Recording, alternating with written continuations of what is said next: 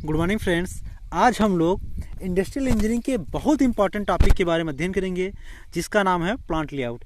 अब plant layout के बारे में देखेंगे कि किसी भी इंडस्ट्री में, किसी भी उद्योग में किस तरीके से इसका यूज किया जाता है, इसका यूज करने से हमारे प्लांट पे क्या प्रभाव पड़ने वाला है, इसके बारे में हम लोग समझेंगे। आज हम लोग इंट्रोडक्शन पार्ट के बारे में अध्ययन करते हैं, फिर अगले पार्ट में हम लोग इसके बारे में टाइप में देखेंगे, इसके बारे में ऑब्जेक्टिव के बारे में समझेंगे। तो चलिए सबसे पहले हम लोग दो प्लांट लेआउट के बारे में डिस्कशन करते हैं और समझने का प्रयास करते हैं कि एक्चुअल में प्लांट लेआउट होता क्या है और किसी इंडस्ट्री में, किसी उद्योग में इसका किस तरीके से यूज किया जाता है। चलिए एक छोटा सा डिफिनीशन है, इसको देख लेते हैं, इसको समझते हैं और फिर दूसरे तरीके से दूसरे डिफिनीशन से, दूसरे परिभाषा के हिसाब से भी समझने का प्रयास करते हैं। चलिए डिफिनीशन देख लेते हैं। Plant layout is the most effective physical arrangement either existing or in a plants of industrial facility, arrangement of machine, process equipment and service departments to achieve the greatest coordination and efficiency of 4Ms. 4Ms means man, material, machines and methods in a plant. इसका मतलब ये कहना चाहता है कि plant layout क्या होता है, यह एक मोस्ट इफेक्टिव फिजिकल क्या होता है, अरेंजमेंट होता है। ये एक ऐसा फिजिकल अरेंजमेंट होता है, एक ऐसा इस तरीके से अरेंजमेंट किया जाता है। प्लांट लेआउट एक ऐसा इस तरीके से अरेंजमेंट किया जाता है, या तो प्लांट में एग्जिस्ट कर रहा होता है या फिर उस प्लांट में एग्जिस्ट कराने के बारे में प्लानिंग किया जा रहा होता है। किस किस के बीच में अरेंजमेंट किया जाता है। एक जो आपका मशीन होता है, पहले बात आपके पास प्लांट में कोई भी मशीन होगा, उस मशीन और प्रोसेस इक्विपमेंट, उसमें कौन कौन से प्रोसेस इक्विपमेंट का यूज किया जा रहा है। उसके साथ साथ उसके बीच में क्या होता है, सर्विस डिपार्टमेंट, उसमें कौन कौन से लोग सर्विस दे रहे हैं, उनके बीच में क्या होता है, एक कोऑर्डिनेशन बनाया जाता है। कोऑर्डिनेशन बनाने के बाद जो आपका 4M फैक्टर होता है, उस पर किस तरीके से ज़्यादा से ज़्यादा उसका ऑप्टिमम से ऑप्टिमम यूज किया जा सके और एफिशिएंसी को आसानी से बढ़ाया जा सके। दूसरे शब्दों में, दूसरे भाषा में, दूसरे परिभाषा के रूप में समझते हैं और बहुत ही सिंपल शब्दों में समझते हैं कि एक्चुअल में क्या है प्लांट लेआउट। प्लांट लेआउट को समझने के लिए हम लोग ये समझते हैं कि कोई भी मैन्युफैक्चरिंग प्लांट, कोई भी उद्योग जिसमें रॉ मटेरियल को, कच्चे पदार्थ को कम से कम मूव कराया जा सके, कम से कम मूव कराया जाए और मैन पावर को कम से कम मूव कराया जाए, इस तरीके के संरचना को, इस तरीके के लेआउट को हम लोग क्या कहते हैं, प्लांट लेआउट कहते हैं। अगर कोई भी इंडस्ट्री हम लोग सेटअप करते हैं, उसमें हम लोग ये देखते हैं कि जो भी कच्चा पदार्थ होता है, कच्चे पदार्थ रॉ मटेरियल से फाइनल प्रोडक्ट बनने के बीच में उसकी जो मूवमेंट होता है वो क्या हो, कम से कम हो, मिनिमम से मिनिमम हो, और जिससे उसमें मैन पावर की ज़रूरत क्या हो, कम से कम लगे, मिनिमम से मिनिमम लगे। जिससे क्या होता है, प्लांट की प्रोडक्टिविटी आपको इंक्रीज हो जाती है, टाइम कंजप्शन कम हो जाता है और प्लांट की ओवरऑल प्लांट की एफिशिएंसी इंक्रीज कर जाती है। तो हम लोग यही चाहते हैं कि कोई भी प्लांट की एफिशिएंसी बढ़ जाए, उसकी प्रोडक्टिविटी इंक्रीज हो जाए, टाइम कंजप्शन कम लगे। इसलिए हम लोग क्या करते हैं, इस तरीके से एक लेआउट डिजाइन करते हैं। इस तरीके से हम लोग क्या करते हैं, एक फाउंडेशन डिजाइन करते हैं जिसमें रॉ मटेरियल का मूवमेंट कम से कम हो, मैन पावर का मूवमेंट कम से कम हो और टाइम कंजप्शन कम से कम हो और हमारे प्लांट की प्रोडक्टिविटी बढ़ जाए और एफिशिएंसी हमारी इंक्रीज हो जाए। इस तरीके के संरचना को हम लोग क्या कहते हैं, प्लांट लेआउट या गुड्स प्लांट लेआउट कहते हैं। इसको दूसरे भाषा में बहुत छोटे में समझने का प्रयास करते हैं एक्चुअल में क्या है। अब हम लोग देखते हैं कि दो फैक्ट्री मान लेते हैं, दो फैक्ट्री है, दो मान लेते हैं, दो प्लांट्स है, दोनों प्लांट्स में सेम प्रोडक्ट बन रहे हैं। अब दूसरे प्लांट में और पहले प्लांट में बेसिक डिफरेंस ये है कि दोनों के लेआउट क्या है, डिफरेंट है। पहले प्लांट में आपके जो रॉ मटेरियल होता है, जो आपका जो कच्चा पदार्थ होता है, रॉ मटेरियल होता है, उसका मूवमेंट ज़्यादा से ज़्यादा है। अगर मूवमेंट ज़्यादा से ज़्यादा होगा तो उसको कैरी करने के लिए मैन पावर की ज़्यादा से ज़्यादा ज़रूरत पड़ेगा। अगर किसी भी मैन पावर की ज़्यादा से ज़्यादा ज़रूरत पड़ता है, रॉ मटेरियल का ज़्यादा से ज़्यादा मूवमेंट होता है, तो उसमें प्रोडक्ट को फाइनल बनाने में, रॉ मटेरियल से फाइनल प्रोडक्ट बनाने में ज़्यादा से ज़्यादा समय लगता है। अगर किसी प्लांट में मूवमेंट ज़्यादा हो रहा है, मैन पावर ज़्यादा लग रहे हैं, ज़्यादा टाइम लग रहा है, तो उससे क्या होता है, प्लांट के प्रोडक्टिविटी में क्या होता है, डिक्रीज होता है। क्योंकि आपकी जो प्लांट की जो मैन्युफैक्चरिंग टाइम होती है वो इंक्रीज कर गई, प्लांट की जो आपकी कैपिटल होती है, पूंजी होता है, वो इंक्रीज कर गया। इस वजह से आपके प्लांट की प्रोडक्टिविटी डिक्रीज हो जाती है और ओवरऑल एफिशिएंसी क्या होती है, डिक्रीज हो जाती है। दूसरा प्लांट है जो सेम मैन्युफैक्चरिंग कर रहा है लेकिन उसकी लेआउट क्या होता है, डिफरेंट है। उस केस में क्या होता है कि आपका जो रॉ मटेरियल होता है उसका मूवमेंट क्या होता है, कम से कम होता है, कच्चा पदार्थ का मूवमेंट कम से कम होता है। अगर आपके कच्चे पदार्थ का, रॉ मटेरियल का मूवमेंट कम से कम होता है तो मैन पावर की ज़रूरत क्या होती है, हैंडलिंग करने के लिए कम से कम ज़रूरत पड़ती है। जिससे क्या होता है, आपकी टाइम क्या होता है, रिड्यूज हो जाती है और टाइम रिड्यूज होने के साथ साथ इसकी क्या होती है, प्रोडक्टिविटी इंक्रीज हो जाती है। जैसे ही आपके प्लांट की प्रोडक्टिविटी इंक्रीज हो जाती है, टाइम कम लगता है, तो ओवरऑल एफिशिएंसी क्या होती है, प्लांट की इंक्रीज की जाती है। तो हम लोग ये देखते हैं और ये समझे कि अगर कोई भी प्लांट बनाते हैं उसमें हम लोग इस तरीके से लेआउट डिजाइन करते हैं जिससे उसकी जो स्पेस होती है उसको पूरी तरीके से यूज किया जा सके, और उसमें हम लोग इस तरीके से अरेंजमेंट करते हैं कि जिससे आपके प्लांट की एफिशिएंसी को आसानी से बढ़ाया जा सके, इम्प्रूव किया जा सके, इनहेंस किया जा सके। देखिए, प्लांट लेआउट के बारे में डिफिनीशन बहुत सारे वैज्ञानिकों ने दिए हैं।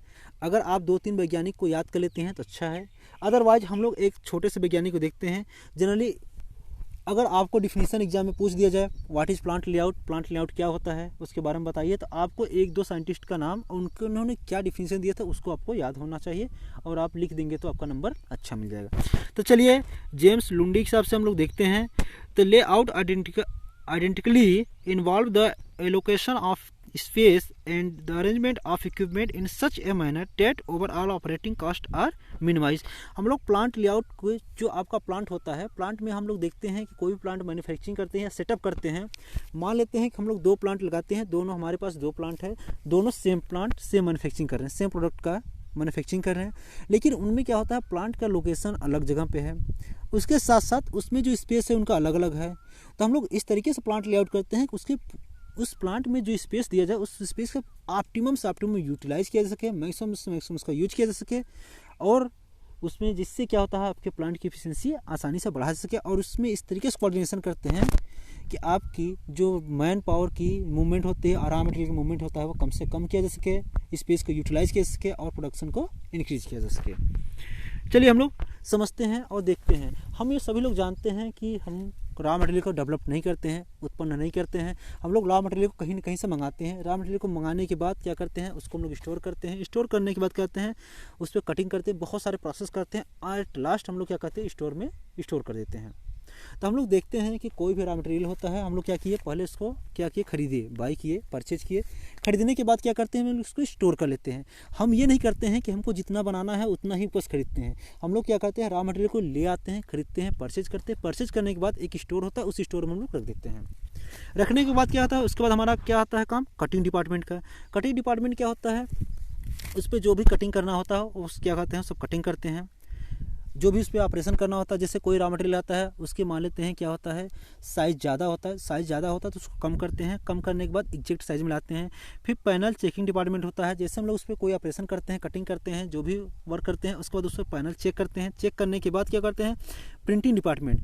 हम लोग जैसे एग्जैक्ट साइज़ का चेक करने के बाद उस पर प्रिंटिंग कर देते हैं। जैसे आप लोग देखते हैं कि जो भी बाइक होता है उसमें 33 नंबर पड़ा होता है, उसमें इस तरीके से इनग्रेव किया जाता है, उसमें क्या होता है, खोदा जाता है, उस पर प्रिंटिंग किया जाता है, जो भी प्रिंटिंग करना था उस पर प्रिंटिंग किया जाता है। उसके बाद स्टिचिंग और क्रॉपिंग डिपार्टमेंट आता है, उसमें क्या होता है, स्टिचिंग जो भी होता है इसमें जोड़ना होता है, असेंबली करना होता है, स्टिचिंग करते हैं, सिलते उलते हैं, उसको फाइनली चेकिंग करते हैं। हम लोग जो फाइनली तरीके से असेंबल कर लेते हैं, फाइनली तरीके से असेंबल करने के बाद पुनः क्या करते हैं, हम लोग चेकिंग करते हैं, टेस्टिंग करते हैं, हमारा जो प्रोडक्ट है एक जो बनाए हैं जिसके लिए वो फंक्शनिंग काम कर रहा है या नहीं काम कर रहा है। जो भी प्रोडक्ट हम बनाते हैं उसके लिए वो प्रॉपर तरीके से वो फंक्शन कर रहा है, वो जिस चीज़ के लिए बनाते हैं वो कार्य कर रहा है कि नहीं कर रहा है, उसकी टेस्टिंग करने के बाद क्या करते हैं, उसको लोडिंग करते हैं। अगर आप मैन्युफैक्चरिंग बनाते हैं तो ये ज़रूरी नहीं है कि जो आपका फाइनल प्रोडक्ट बन गया, चेक हो गया तो पूरा का पूरा मार्केट में सप्लाई हो जाए। आपको क्या करना होता है, कभी कभी वेयर हाउस में रखना पड़ता है, स्टोर में रखना पड़ता है। तो हम लोग क्या करते हैं, उसको हम लोग कुछ जो प्रोडक्ट होते हैं जो आपका डिमांड होता है मार्केट में, उसको डिमांड को सप्लाई करते हैं, लोडिंग कराते हैं और बाकी हम लोग स्टोर कर देते हैं। तो हम लोग देखें पिछले वाले में देखिए कि आपका सबसे पहले हम लोग क्या करते हैं, रॉ मटेरियल को मंगाते हैं, रॉ मटेरियल मंगाने के बाद स्टोर करते हैं, स्टोर करने के बाद क्या होता है, उस पर जो भी ऑपरेशन करना हो तो ऑपरेशन करते हैं।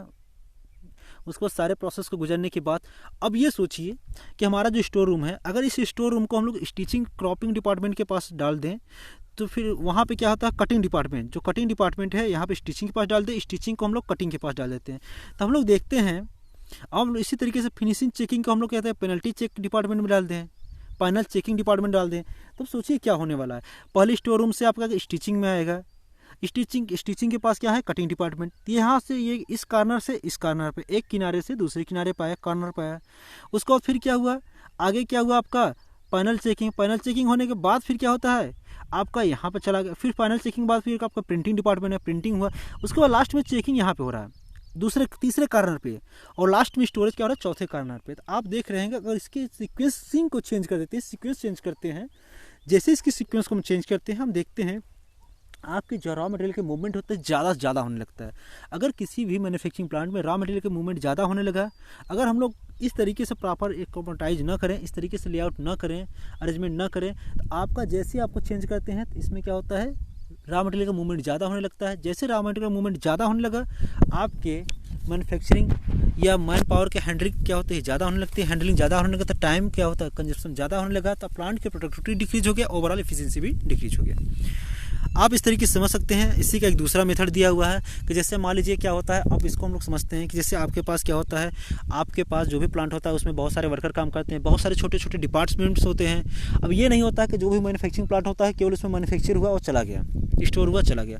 उसमें बहुत सारे डिपार्टमेंट्स होते हैं, जैसे चेकिंग डिपार्टमेंट होता है, फाइनल डिपार्टमेंट हुआ, एडमिनिस्ट्रेशन डिपार्टमेंट हुआ, फिर प्रोडक्शन स्टोरेज डिपार्टमेंट हुआ, लेबोरेटरी हो गया। तो हम लोग क्या करते हैं, हम लोग इस तरीके से सेटअप करते हैं कि एक बार अगर रॉ मटेरियल आपके स्टोर से निकला तो कंटिन्यूस एक प्रोसेस में होता हुआ लास्ट में आपके फाइनल प्रोडक्ट पर चला जाए। हम लोग इस तरीके से सेटअप करते हैं कि कोई भी प्लांट होता है उसके जो लेआउट इस तरीके से डिफाइन किया जाता है, इस तरीके से डिजाइन किया जाता है कि एक तरीके से एक किनारे से आपका प्लांट लेआउट क्या हो, आपका रॉ मटेरियल इस तरीके से लेआउट डिजाइन किया जाता है कि आपके एक किनारे से आपका प्रोडक्ट रॉ मटेरियल जो होता है चलना स्टार्ट करे, मूवमेंट करना स्टार्ट करे और सीक्वेंस में चलते लास्ट में आपका फाइनल प्रोडक्ट निकल जाए। ये नहीं कि जिग जैग तरीके से मोशन करना स्टार्ट कर दे। अगर आपका जैसे जिग जैग मोशन करना स्टार्ट कर दिया तो आप मान लीजिए आपका प्लांट जो लेआउट है वो ख़राब है या बेकार है, इससे आपके ऑप्टिमम एफिशिएंसी आपके प्लांट से नहीं मिल सकती। तो हम लोग यही प्रयास करते हैं कि जो भी मोशन होता है वो रैंडम या जिगजैग मोशन ना हो, वो एक कंटिन्यूअस और सीक्वेंस में मोशन करे। तो हम लोग जब भी आपके एग्जाम में किसी तरीके का भी प्लांट लेआउट के बारे में डिजाइन करने के बारे में कहा जाए तो आप लोग उसमें सबसे पहले उस प्लांट के बारे में अपने दिमाग में इमेजिनेशन कर लीजिए। इमेजिन करने के बाद सोचिए कि क्या क्या डिपार्टमेंट उस प्लांट में क्या क्या काम किया जाएगा, मोटा मोटा क्या काम किया जाएगा। उसके बाद हम लोग उसको देखते हुए एक सीक्वेंस में कंटिन्यूअस पैटर्न बनाएंगे।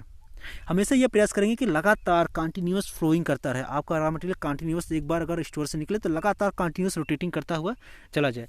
अदरवाइज आपका जैसे जिगजैग रैंडम मौसम स्टार्ट हो जाता है, आपके प्लांट लेआउट क्या होता है, जो डिजाइन होता है वो बेकार हो जाता है। इससे ऑप्टिमम एफिशिएंसी आपकी नहीं प्राप्त हो पाती है। अब यहाँ पर देखते हैं शोरूम, देखते हैं शोरूम क्या होता है। शोरूम में क्या होता है, आपको प्रोडक्ट दिया जाता है। उसके बाद देखिए सबसे पहले रॉ मटेरियल स्टोरेज है।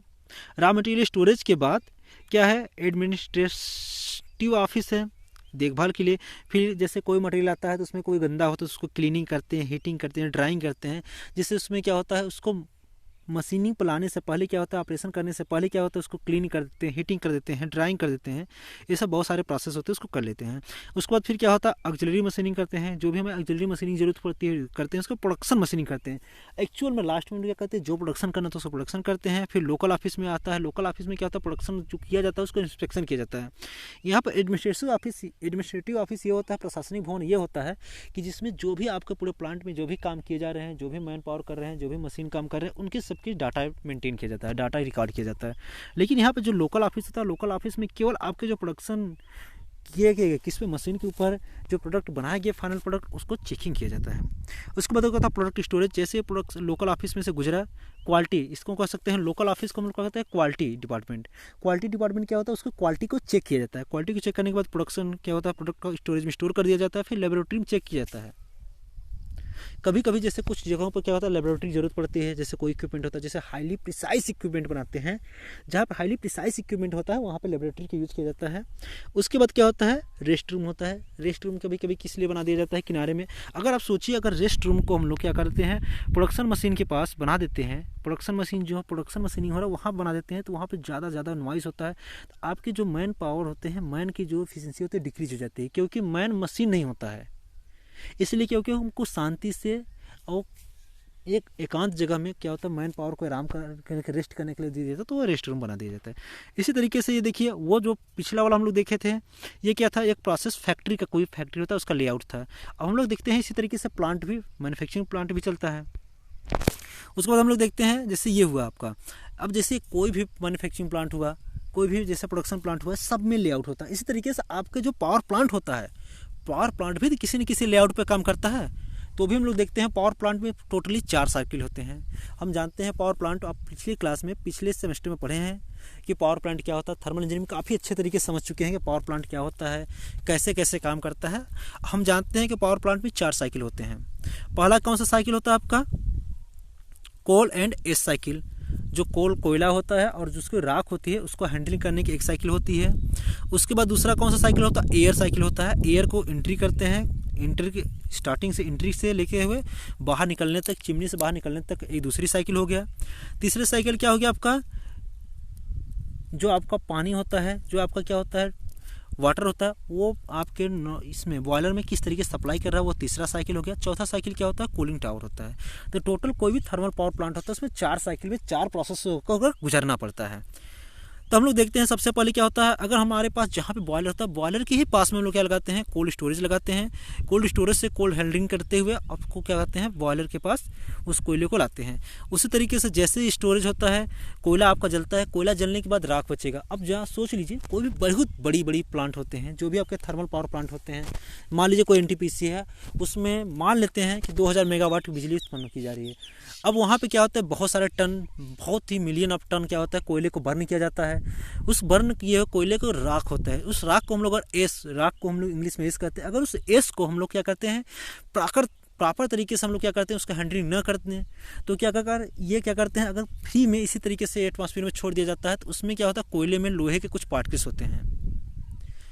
अब कुछ लोहे में, कुछ कोयले के, जो कोयला होता है, कोयले में क्या होता है? लोहे के पार्टिकल्स होते हैं। वो जब बर्निंग के बाद, कोयले को जलने के बाद, वो छोटे छोटे पार्टिकल्स जो होते हैं हमारे नगड़ आँखों से दिखाई भी नहीं देते हैं, वो क्या होते हैं?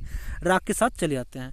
अगर हम लोग प्रॉपर तरीके से उसको स्टोरेज न करें तो जैसे हमारे आंधी आता है, डस्ट आता है, उसके डस्ट के साथ साथ वायुमंडल में क्या होता है? तैरने लगते हैं। और आपकी खून जो तो ब्लड होता है उसके साथ ऑक्सीजन के साथ क्या करते हैं?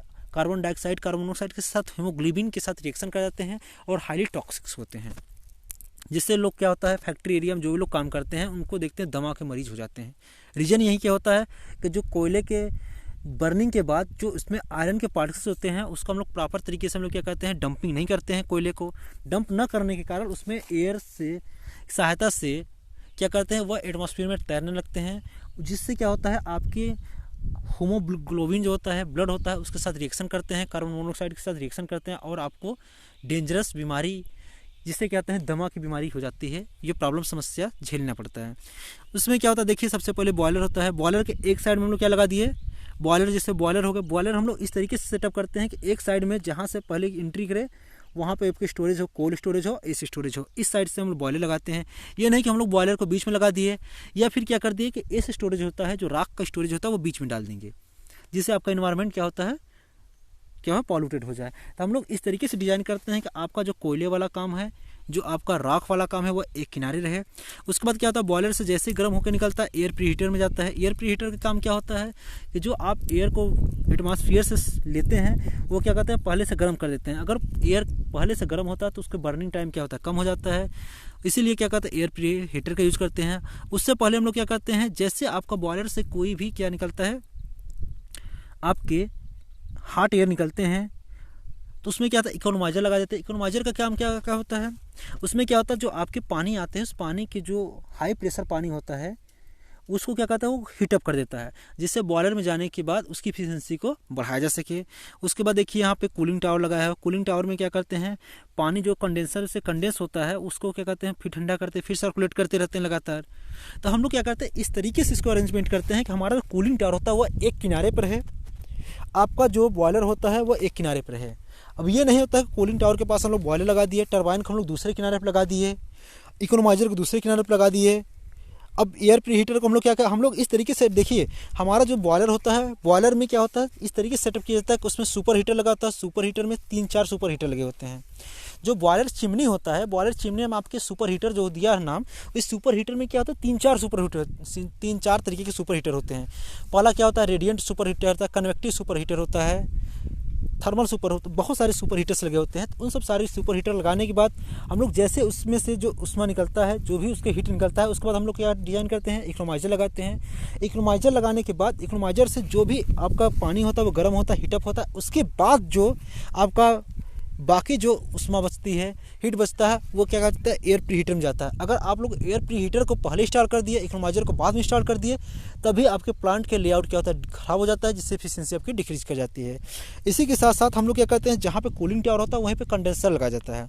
अगर कंडेंसर को कूलिंग टावर से दूर लगा दिया जाता है, तभी हमारा क्या होता है सप्लाई करने में, पानी का सप्लाई करने में क्या होता है ज़्यादा खर्चा जाता है। इस तरीके से हम लोग डिज़ाइन करते हैं कि हमारा जो टरबाइन होता है अलग डिपार्टमेंट होता है, अलग सेक्शन होता है। हमारा जो बॉयलर होता है, बॉयलर के पास में हमारा कोल हैंडलिंग और एयर सिलेंडरिंग डिपार्टमेंट अलग होता है, टरबाइन अलग होता है। तो हम लोग चारों सेक्शन को इस तरीके से डिफाइन करते हैं जिससे आपके प्लांट की एफिशिएंसी आसानी से और बहुत अच्छे तरीके से बढ़ाया जा सके। अब इस तरीके से वहीं आपके एग्जाम में जो हम लोग power plant, thermal power plant के लेआउट के बारे में देखे थे, वहीं एक छोटा सा शॉर्ट व्यू भी है, इसको भी आप उसी तरीके से देख सकते हैं, समझ सकते हैं। Thank you for watching my video. Next part आपको अगले भाग में, आगे जो बाकी का पार्ट्स है उसको दूसरे पार्ट्स में लोग क्या करेंगे, समझेंगे और देखेंगे कि आगे प्लांट लेआउट का ऑब्जेक्टिव क्या होता है, कितने प्रकार के होते हैं, उसमें क्या क्या बेनिफिट मिलने वाला है। Thank you for watching my video.